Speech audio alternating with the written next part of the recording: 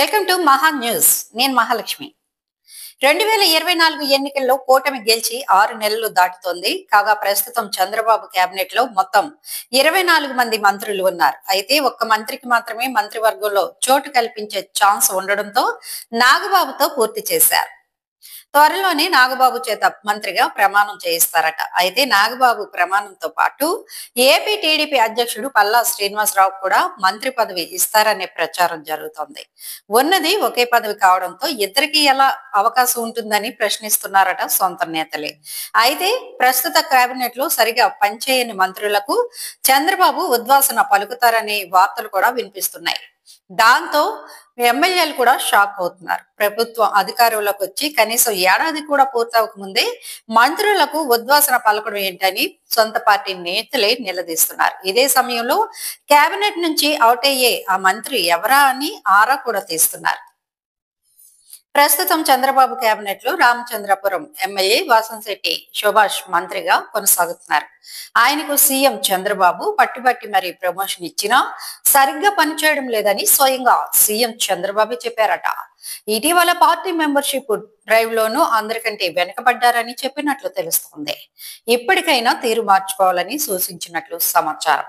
అయినా ఆయన మాత్రం సరిగా పర్ఫార్మెన్స్ చూపించడం లేదని చెప్తున్నారు. అలాగే ఉత్తరాంధ్రకు చెందిన ఓ మంత్రిపై కూడా వేటు పడే అవకాశం ఉంటుందంటున్నారు. ఆయన స్థానంలోని పల్లా శ్రీనివాసరావుకు చోటు కల్పించే అంశాన్ని పరిశీలిస్తోందట ప్రభుత్వం. మరో మంత్రి కొండపల్లి శ్రీనివాస్ కు సైతం మంత్రివర్గం నుంచి ఉద్వాసన పలికే ఛాన్స్ ఉందని పార్టీ వర్గాలు చెబుతున్నాయి. తాజాగా మంత్రుల పనితీరుపై సీఎం చంద్రబాబు ప్రోగ్రెస్ రిపోర్టు తెప్పించుకున్నట్లు తెలుస్తోంది.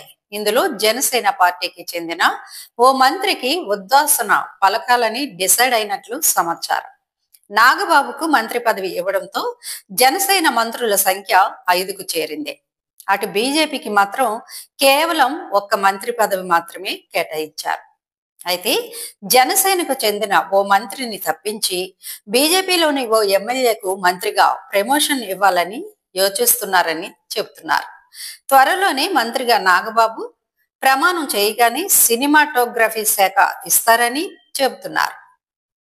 ప్రస్తుతం ఈ శాఖ జనసేన మంత్రి కందుల దుర్గేష్ దగ్గర ఉండడంతో బదిలీ చేస్తారని తెలుపుతున్నారు.